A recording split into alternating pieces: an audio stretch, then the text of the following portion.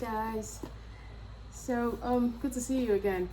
Today I just wanted to start by saying that I'm really grateful and humbled by all the love that you've shown my last video. So today's book is The Deal Breaker by Haitian American writer Edwidge Danticat. In light of recent events in Haiti, like the assassination of the president Jovenel Moise and all the other things that have been happening in that country in recent times, I thought that the torturous history of that beautiful but ravaged country needed to be revisited, which is exactly what Danticat does in this beautiful novel. So this recollection of trauma in order to heal from it is clearly exemplified in this work.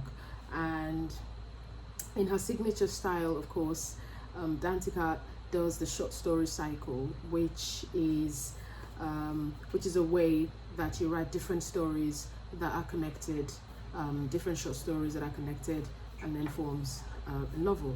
And that's Danticat's favorite way of writing. So she tells an important story in this book about Haiti's dark past. So, and this short story cycle just does it justice because it tells different stories of so many people who have been maybe victimized by the very horrible dictatorship of the father and son, the family of Duvaliers.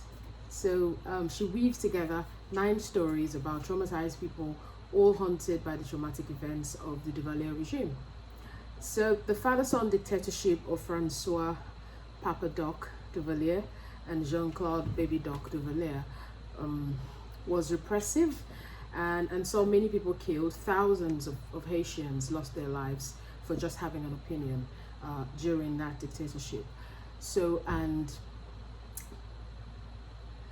the very horrible thing about this dictatorship is how it started like most dictatorships do, like someone who wanted to save his people and take them away from a bad government, and then it ends up spiraling out of control from there. So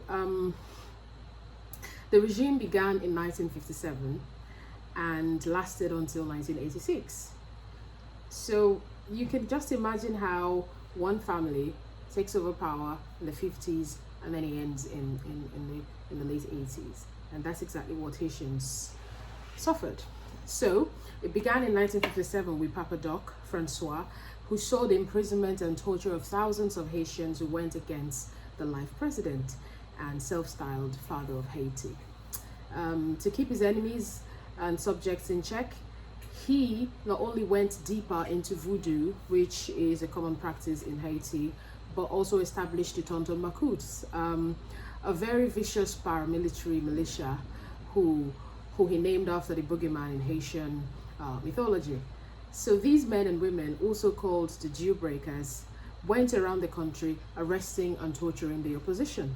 So in the Deal Breaker, Danticat weaves her stories around a former Macoute, one of these horrible boogeymen, who's now living in America. He has a daughter named Ka, who adores him and his fascination with the Egyptian Book of the Dead. So this former Macoute who served the Duvalier regime is now living in exile in America, and he's reinvented himself. And so unlike her mother, Ka's mother, his wife, Anne, and the other first generation Haitian immigrants in America in the story, the conclusion that Ka and some of the Haitian immigrants of her generation they sort of just say that anything that's wrong with their parents that they cannot understand definitely has something to do with that Haitian past, without a full grasp of what actually transpired in Haiti. So because Ka has not lived directly with this trauma, she has been born into it, but she doesn't have a full understanding of what it is, unlike her mother or maybe her father. Her very existence is as a result of the aftermath of the traumatic past. Her father, the Deal Breaker, Monsieur Benem, is this very vicious former Macoute. He was feared. He was I don't know, nobody knew that that was him living among them, because I'm sure they would have done something, because everybody knew him back in Haiti, but now he's living among them and they don't even know. He was one of the most brutal soldiers of the Duvalier regime. He's murdered and tortured a countless number of Haitians before reinventing himself as a barber in a Haitian neighborhood in Brooklyn. So Ka's mother, Anne, is the stepsister of his last prisoner, a Pentecostal pastor who was arrested for wielding his radio sermons as a tool against the repressive regime. And in the many silences of their household, Ka is oblivious of her past, although she shares in the traumatic effects of that past on their present. Now, I know you're wondering, how is the stepsister of the Jewbreaker's last prisoner now his wife? And that's the question that everybody wonders about throughout the novel, including Ka when she finds out about her parents' dark past. So, and well, on their way to a Christmas Eve mass, which she reluctantly attends every year for her parents, they drive past the cemetery, and her mother becomes silent mid-sentence and closes her eyes as the pastor releases her into its grip. So she has a thing for cemeteries, an inexplicable thing, like all the other things in their household that, of course, Ka knows has something to do with something that happened in Haiti. And although Ka is aware of her mother's strange reaction around cemeteries, she does not have an actual understanding of the reason for that. And she doesn't ask, of course, and neither does anybody offer her an explanation. Anne herself often toys with the idea of explaining about the past to her daughter, but she never does. It's always always spoken in her mind, but never actually makes it out of her mouth. So like when Ka urges her to tell the story of her favorite Catholic miracles, and she thinks in her mind without speaking out loud, a long time ago, more than 30 years ago in Haiti, your father worked in a prison where he hurt many people. Now look at him. Look how calm he is. Look how patient he is. Look how he just drove 40 miles to your apartment in Westchester to pick you up for Christmas Eve Mass. She thinks these things and she never says them, because it's a miracle to her how this man is transformed to this wonderful family man, loved by everybody in the neighborhood without anybody knowing that that's him. First of all, he's lost a lot of weight, and then of course, like most people who do horrible things, people might not actually put a face to the name. They hear about him, they know him by hearing his name, but not a lot of people actually know what you look like in person. And that's actually one of the things that happened in Monsieur Benem's situation. So Ka begins to put the pieces of the puzzle together about her family, what really happens.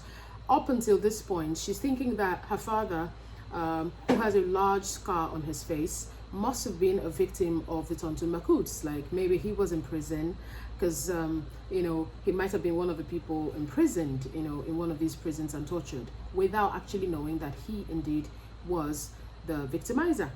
And so after her father confesses to her that he was not a victim, like she's always thought, but, he says, your father was not the prey, he was the predator, I think.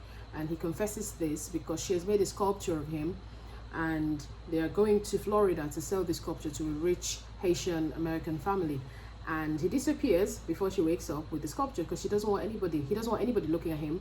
And from there she puts two and two together. When he returns, he has no choice but to tell her the truth about what happens. And so in the end, she understands some of her mother's quirks.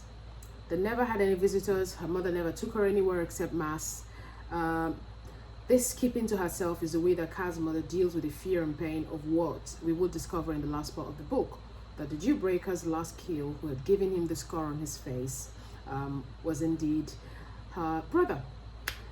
This realization that Ka's mother married a torturer and her brother's killer is one of the most terrifying examples of the trauma that Danticat's novels portray.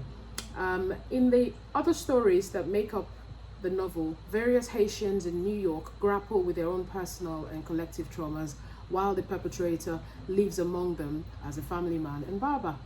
The Jewbreaker takes a hard and long look at the thin line between good and evil, crime and punishment.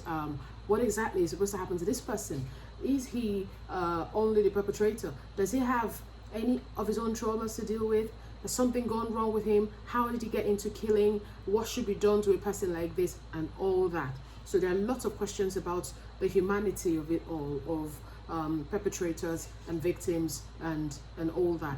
And some of these men and women who were recruited by the Duvalier regime, did they go in there willingly? Were they forced to be a part of this militia?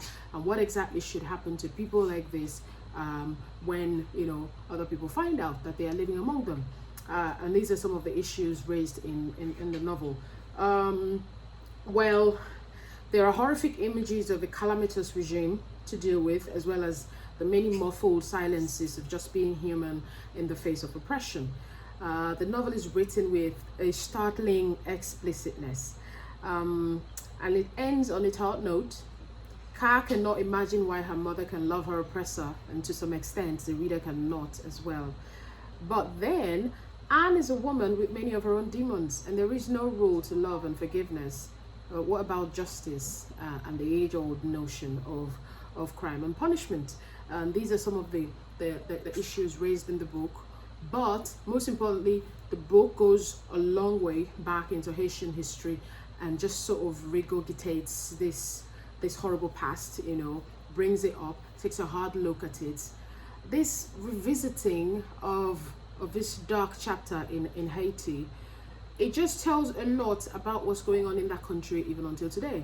And that's what Danticat does in all of her novels. She tries to go back and talk about either what Haitians are facing back in Haiti or what they're facing in America. So it's a great read, and I've only just told you one part of the story, which is a part of the Macoutes and his family. There are other characters who somehow have got something to do with what has happened in Haiti, who are connected to this horrible man, and who are now living in New York, trying to breathe, so to speak.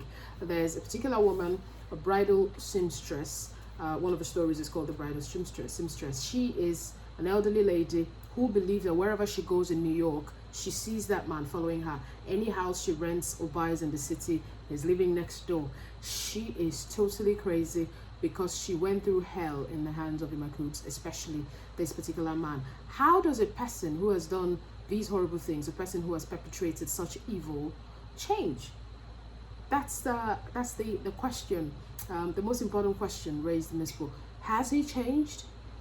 Does a person change after doing such terrible things? Is there a possibility of redemption? We see in the beginning he's fascinated with the Egyptian death rituals, you know, where your sins and your life is weighed in the balance and whatnot. And he passes on this to his daughter. Instead of reading her bedtime stories, he reads the Egyptian Book of the Dead to her, because he's fascinated about what's going to happen to his soul after everything that I've done. Is there hope for me? Am I going to pay for this? And all that. And then to think that he lives in the same house with the sister of one of his victims. And it just shows what trauma can do, the power of trauma to utterly change a person's identity, a people's collective identity. It just shows how altering trauma can be. And this is a very important book, like I always say. So just read the book and share your thoughts. Let's see how you've and of course this book is a great way to get to any sort of research about, you know, Haiti. So it just opens a door, you know, to further research on whatever you want to know about Haiti, especially in light of what's happening in that country now. Thank you so much for watching. If you're new here, please like, share and subscribe, and I will be back in the next video to talk about the most stunning book I've read in a long time, The Sweetness of Water. Please stay tuned, and I will see you in the next video. Bye bye.